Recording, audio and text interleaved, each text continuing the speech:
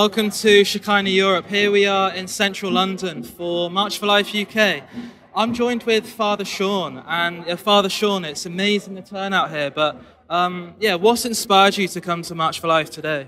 The thing that inspires me to come to the March for Life is just the teaching of Jesus Christ, that every single life matters. He said to us, whatever you do for the least of my brethren, you do for me, and that message speaks to me because I can't think of any group in our society more vulnerable, more at risk, more their rights cast aside than the unborn.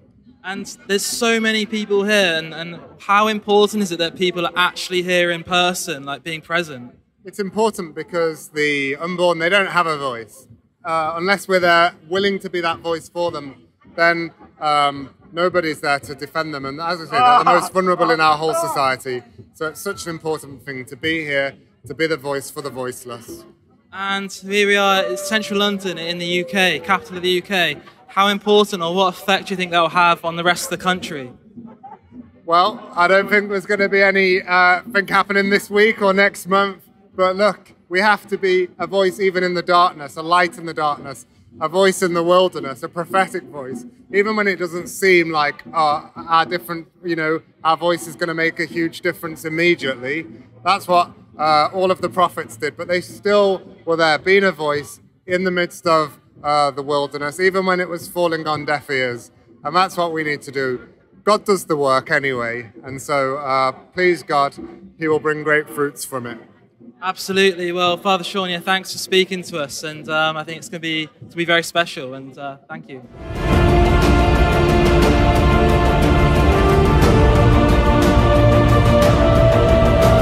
And I'm here with Catherine from SPUC. And Catherine, what is SPUC and why have you guys come to March for Life UK? So SPUC is the Society for Protection of Unborn Children. It's the UK's oldest and largest pro-life organisation, and my role at SPUC is a video content creator, and I believe creating content that speaks up for the voiceless is so important, and it's so important that so many people are represented here today from diverse backgrounds to speak up for the voiceless, innocent unborn children that are being killed every day in the UK. Over 550 unborn babies have been killed every day in the UK, and it's shocking.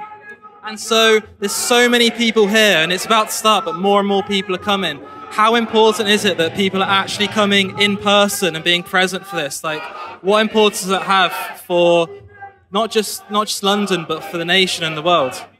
I think it's absolutely vital that you cannot just be, pro-life sitting on a couch. You actually have to be an advocate for the unborn, and whether that be in your circle of influence, volunteering in your spare time, using your social platform, whatever outlet that is, whatever sphere of influence you have, to use it to, to speak up for the most vulnerable in society, which is the unborn. I believe it's vital, so important.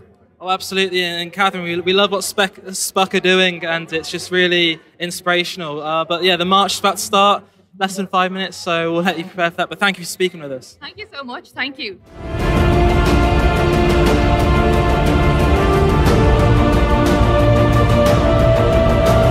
I'm here with Celeste. And Celeste, why have you come to March for Life? Like, why is it important to you?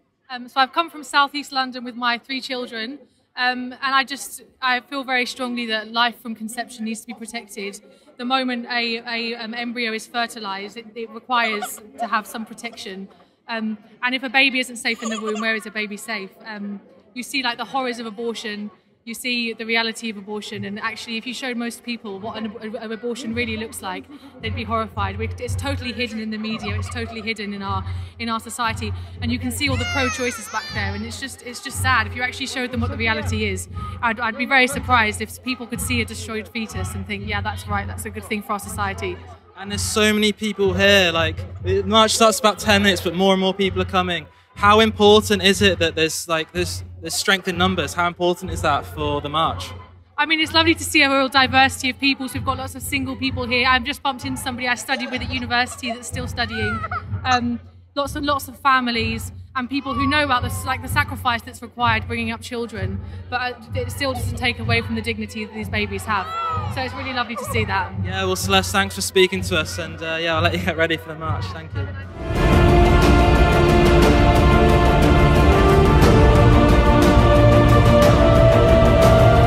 here we've come across APS. So, and with Charlie from APS. And Charlie, what is APS? So I've just joined APS. They're absolutely brilliant.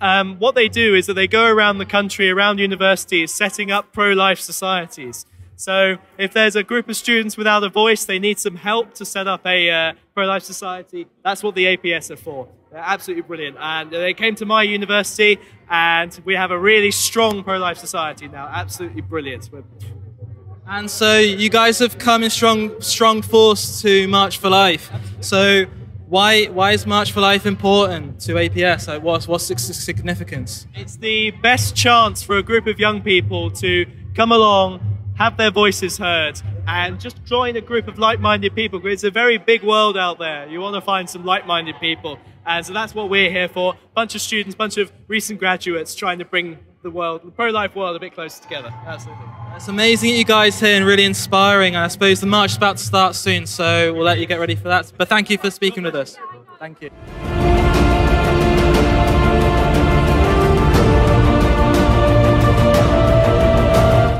I'm here with Dr. Callum, and Doctor, what's inspired you to come to March for Life today?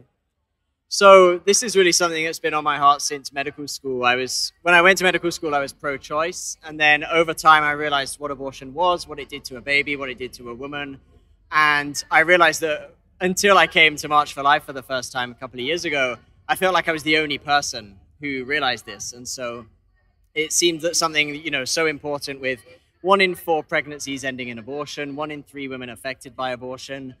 There was, there was no reason not to get involved in this. It was the biggest human rights issue of our days. So yeah, I'm very happy to be here. And how important is it? You mentioned how you felt like you're the only one, but how important is it that there's so many people here in central London for March for Life? It's amazing, really. I mean, you feel in England like you are the only one often, but this is something that I came here for the first time 2 years ago, and I saw there are thousands of us, and this is just a tip of the iceberg. So it gave me such great hope. And, we go on the streets and we don't even get shouted at that much. We get a lot of tooting horns and thumbs up and people agreeing with us. So it's amazing to know that we're not alone. And the most important thing is just to keep speaking and use your voice, because if you don't use your voice, that's what makes everyone think that they're alone. Being more open about it, I suppose. But so do you have any online works that people can go and look at, or go and follow you, any sort of social media streams? Yeah, so I'm active on Twitter. I have a website, callumsblog.com, which has all of the academic references on abortion. It tells you everything you need to know about it. So callumsblog.com is the best place, but I also do some Twitter as well, at Dr. Callum Miller. Well, thank you for taking the time to speak to us today, and it's just great. There's so many people here, but thank you. You're very welcome. Thank you. I'm with Father James from Worcester Parish. Father James, why have you come to March for Life, and why is it significant? All right, thank you so very much. I am happy to be here, and this is my first time of coming to witness this special occasion. And the reason why I'm here is to give my 100% support to the vision of God Himself. He created us in His image and in His likeness. And the vision of God is for us to participate in His work of creation. That's why I'm here. And with what I'm holding in my hand, life from conception, no exception. That's what I stand for. And that's why I am here, 100% to give my support to the work of God Himself. Glory to God. Absolutely. Well, Father James, thank you for speaking to us. That's it. Life from exception. Yes. Life from conception, yes, no exception. Absolutely. Yeah, we'll love it. Thank you. Thank you. Pleasure. And right. Thank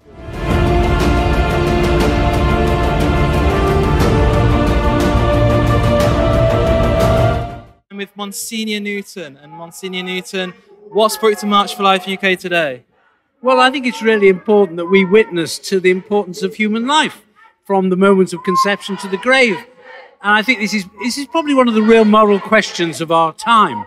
And because I think that the sanctity of life has been undermined in all sorts of ways.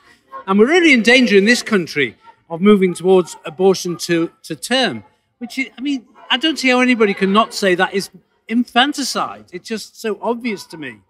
I think one of the problems for us is people don't realize just how brutal the whole abortion industry is. You know, it's not just taking this child doesn't disappear. It's pulled limb from limb. You know, and I'm a strange Catholic priest in that I'm married. I've got grandchildren, and you know how they can't. You know, anybody could kill a fetus, which is going to turn into a beautiful human being. It's just beyond me. Oh, absolutely, and yeah, it's great. There's so many people here. Yeah, it's a great number today. We've got quite a lot of opposition, which I think is a very positive thing, because if we weren't making some sort of inroad, they wouldn't be bothered. So it's getting larger, the opposition, I think, each year, and that shows that they're really threatened by us, which is fantastic. The other thing I think is that this is a very happy occasion, strangely enough, but they're so angry, and I find that really interesting. Well, Monsignor Newton, thank you for speaking to us. I'm joined by Peter. So, Peter, what has brought you here to March for Life today? Because I'm an abortion survivor and a Christian, and I used to be ashamed of being an abortion survivor, and I've decided that I should represent unborn life for God. Oh, absolutely. And it's amazing that you're here. And so, is this the first ever March for Life you've been to? Yeah, yes, it is. It is. And what's your first impressions of it, just being here? Very hectic. It's my first time in London, apart from passing through the outskirts a long time ago. So it's a bit overwhelming, but I'm glad I came. And yeah, well, obviously we're glad as well. I'm sure everyone else is. But it's amazing that you're here, and looks like the march is going. So we'll go and join them. But thank you for speaking with us.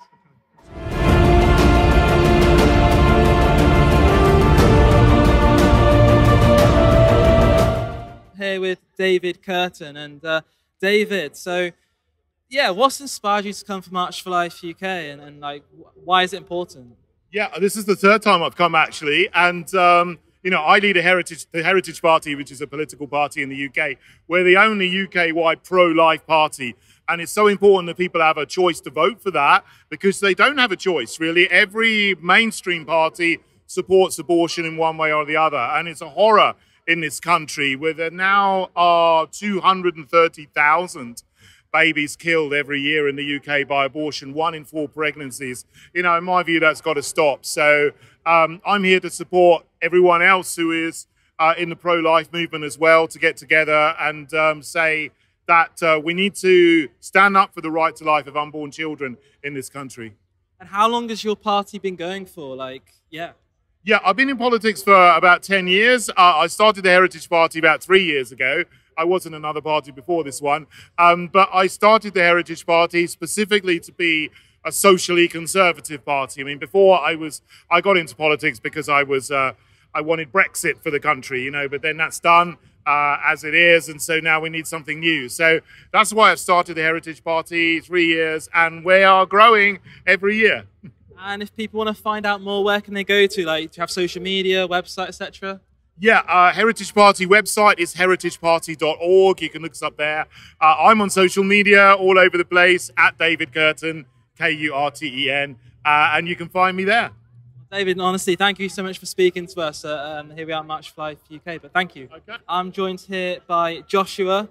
And Joshua, what's inspired you to come to March for Life UK? Like, why is it important? Well, it's important to protect those babies in the womb. They have a right to life. They don't have a voice. And so we're hoping that the Abortion Act in the UK is overturned. Oh, absolutely. And is this your first time you've been to March for Life, or have you been multiple times? Yeah, actually the first time that I've been to March for Life, but I love, you know, standing up for those precious babies. I do it among my friendship groups and tell them of how important it is that we protect the babies in the womb and look after them, and also look after the mothers as they conceive and then give birth. I think our society should be geared towards life, you know, just generally. And so that's why I'm standing here today to protest against the Abortion Act. You mentioned how you're standing here today. Like, what significance do you think it has actually being here in person rather than just, say, doing activity online? Like, what significance have everyone coming here? I think we're looking to turn public opinion. So the more people that come to these events, the more exposure our initiative has. And so you know, not only these people going out into their communities fighting for life, but also others will see that, you know, it's worth fighting for. Hopefully our churches are equipped to fight for these young people as well. And so hopefully a movement gathers where we put pressure on the government so that they feel that they have to make policy changes and protect the unborn in the womb. Well, Joshua, thank you for thank you for taking time to speak to us. Really appreciate it, and it's just great to see so many people here. But yes, thanks, Philip. Thank you. Thank you.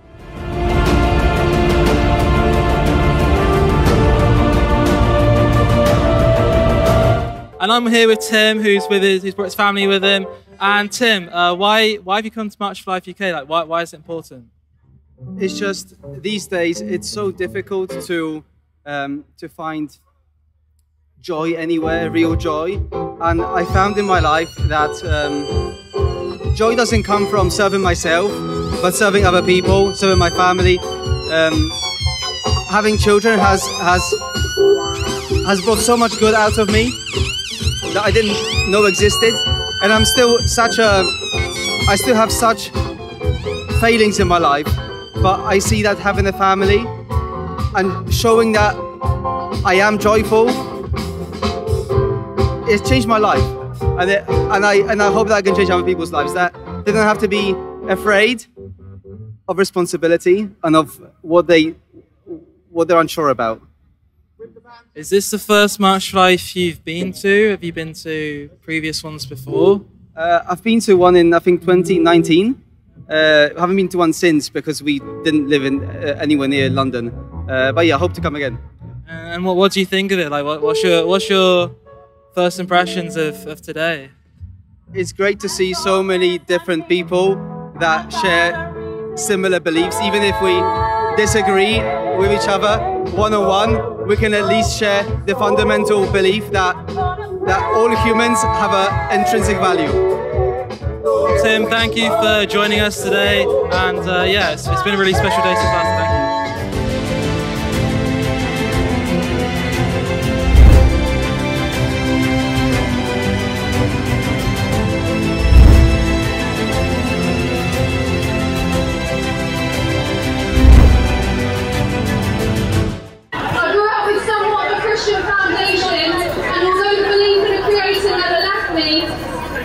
My religion fizzled out fairly early, and I would say that starting secondary school at the age of 11 was the beginning of the end of my innocence. There's an organisation called No Limits who provides sexual health services for young people, and they were a consistent presence in my school. So from the age of 11, my peers and I knew that we could get condoms, morning after pills, pregnancy tests, and of course, information on abortion, for free and without parental consent. So when I found out I was pregnant at 16, in a toxic relationship and working for £3.68 an hour, it honestly didn't occur to me that there was any other option but abortion. And the programme has been clear that this wasn't a baby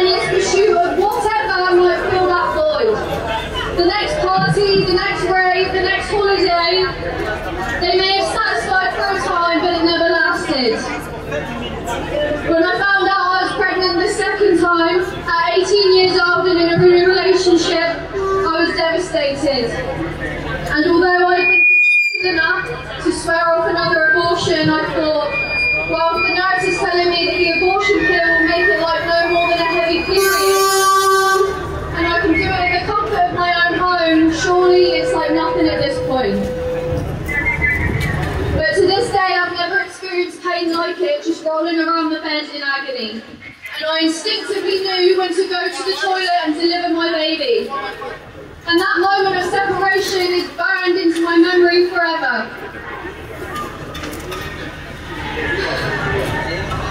Women, what lies and manipulation we've been subjected to on this topic.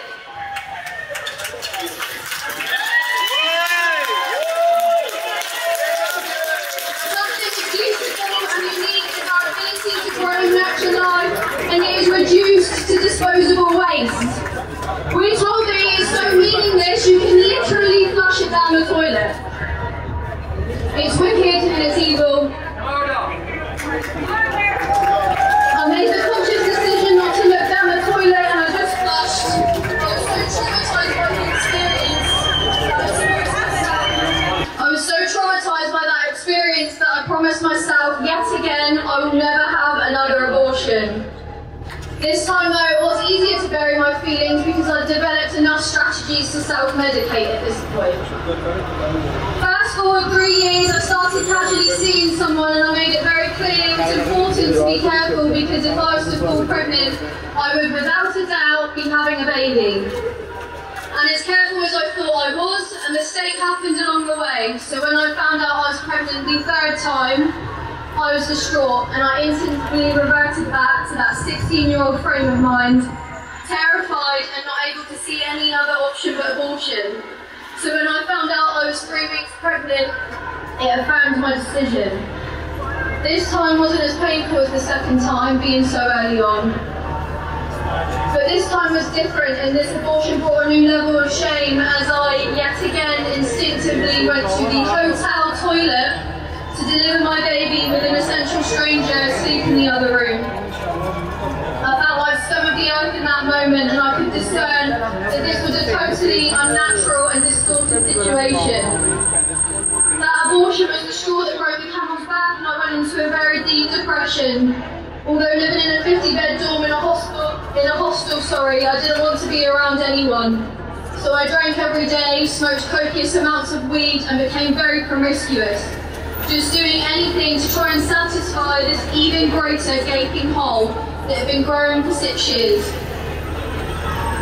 But later that year, God brought me out of that environment, and what I saw as a detox was Him starting to work on my heart.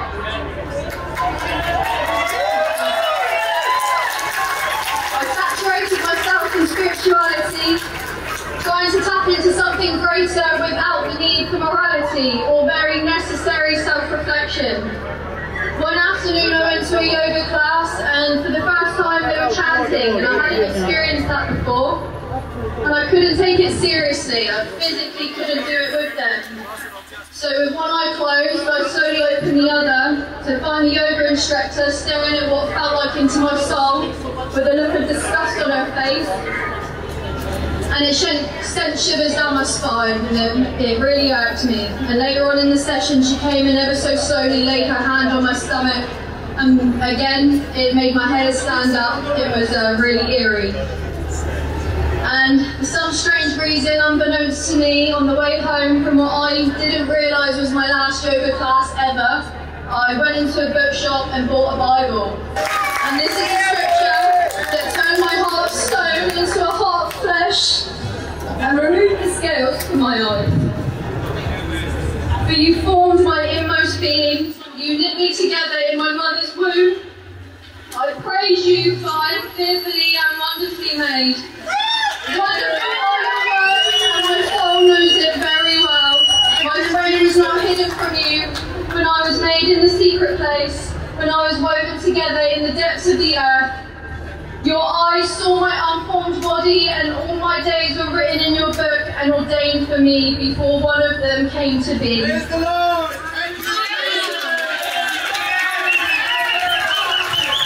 This hit me like a ton of bricks, and I sobbed and I cried out to God, and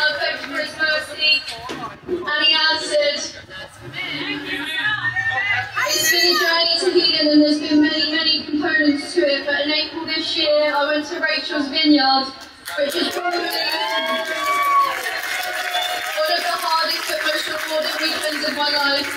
And for the first time in 12 years, I can genuinely say that I feel free from burden. The theme for today is abortion destroys the freedom to live. And not only did I destroy my children's freedom to live, but I think I can speak for every post-abortive woman stood here today.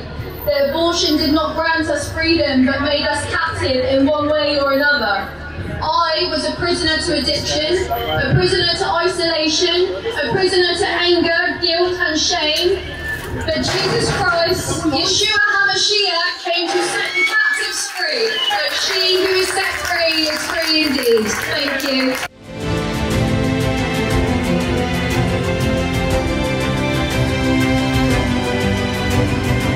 Winston Churchill. I want to tell you a little known story about him that saved your nation on May 28, 1940. Just a little ways over there in one of those parliamentary offices, there was a meeting between Winston Churchill, Lord Halifax, and Neville Chamberlain, the former Prime Minister. And quite frankly, the three that were meeting with Churchill wanted Churchill to make a deal with Hitler. They wanted to appease Hitler, they wanted to surrender, and Winston would have none of it. And think about what this man faced in 1940. The London Times was against him, the press was against him, his own party was against him, but he saw evil for what it was. And in his mind there could be nothing but victory, and he stayed his guns. And as I was thinking about talking with you folks today, I was thinking how we're going to have the courage of Winston Churchill. And we're going to need to do it two ways moving forward. The first is we're going to need a good dose of confidence that our case is true and reasonable to believe.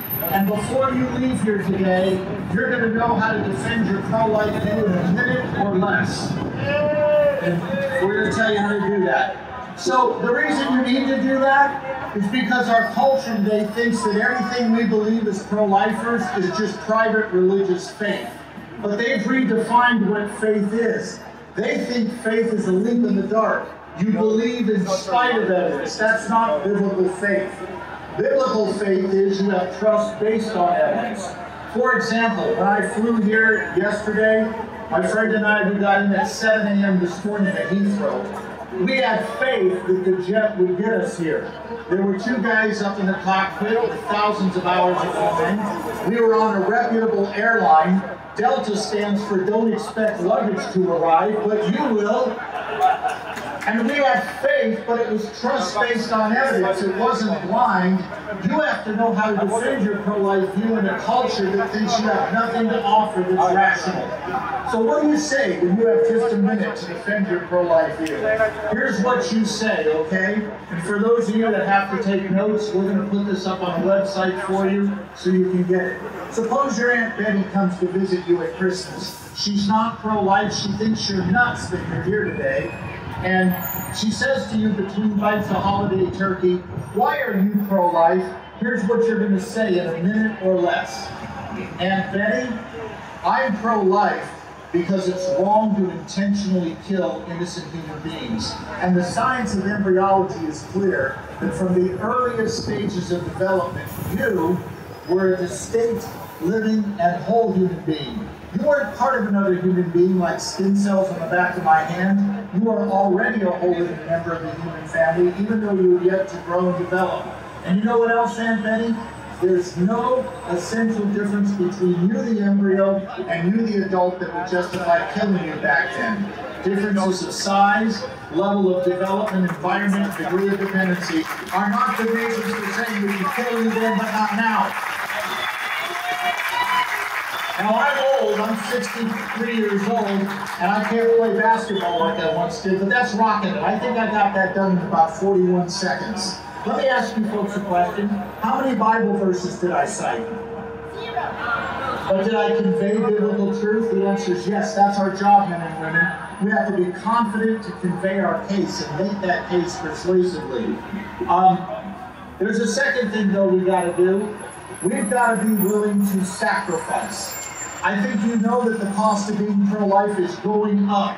It's becoming harder to be pro-life. In my nation, by the way, do I have a cool shirt for you, Hank? You gotta get a little love on this, right? Yeah. We have got to be willing. In my nation, since the reversal of Roe v. Wade, which was a good thing,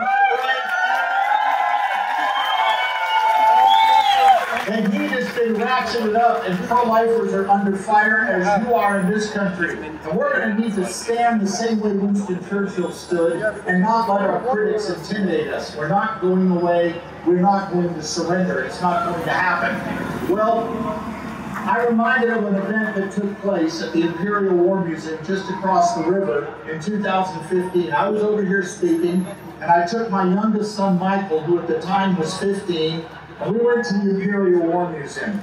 Can I just say to you, if you're British and you've not been to the Imperial War Museum, it needs to be on your bucket list. They have a Spitfire hanging from the ceiling, the plane that saved the West in 1940. And I could not wait to get Michael in there to show him that.